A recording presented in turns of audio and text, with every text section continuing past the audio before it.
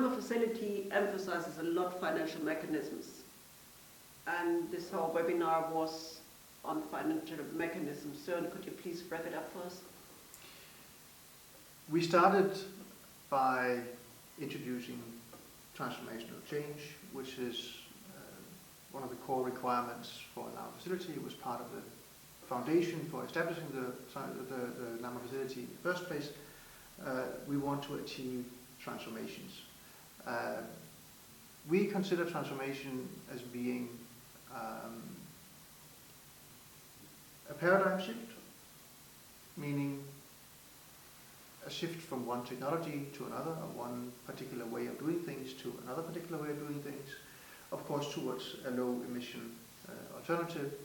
We want those changes to be faster than would otherwise have been the case, a deviation from business as usual, so a certain quickness or speed of the change, and we want those changes to be permanent, meaning that when this NAMA facility exits with its financing, there will be another financial structure, a financing mechanism that keeps the momentum up, so to say. It expands on the activity, it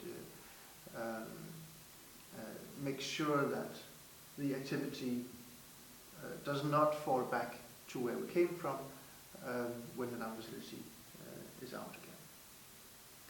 We also talked about readiness for implementation. The NAMA facility is different from other financing instruments that are focused on NAMAs by being focused on the implementation of NAMAs. In our context, that means implementation of a financing mechanism. It is not the implementation of a project as being construction of a wind turbine or a waste incineration plant, as you mentioned.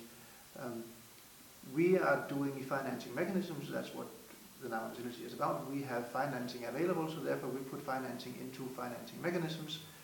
Those mechanisms should then be promoting those investments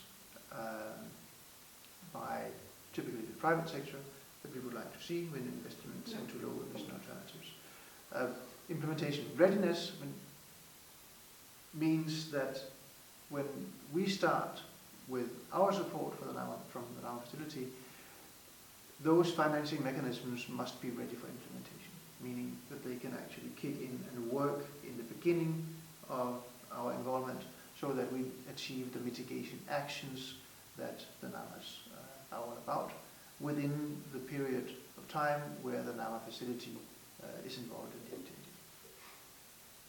We talked about financing instruments. We talked about who puts them in place, who needs them, and where do we get the money from.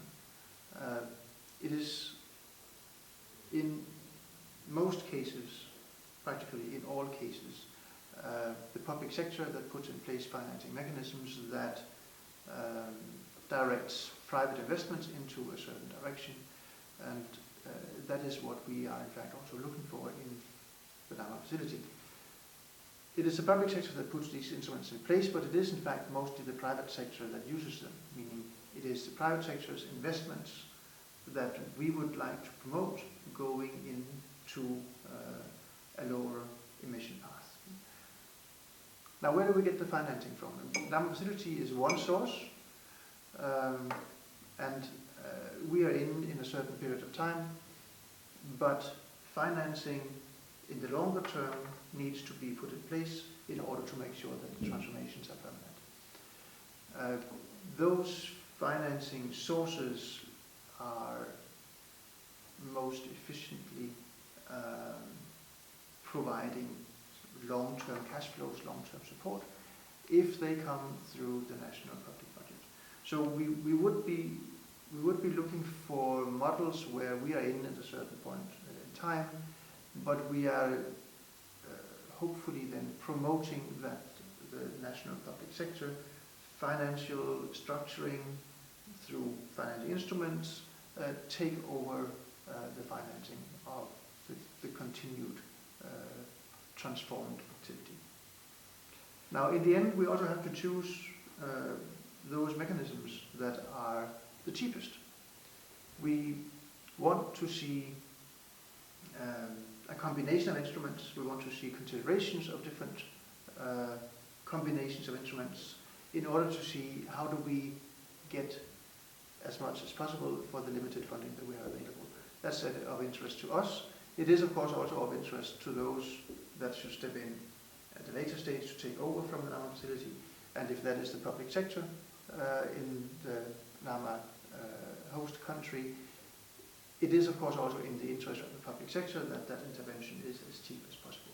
So we would like to see different calculations on how do we get this transformation on the way in the cheapest way possible.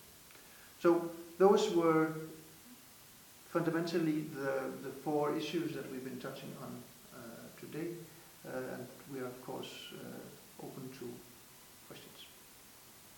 Thank you for listening.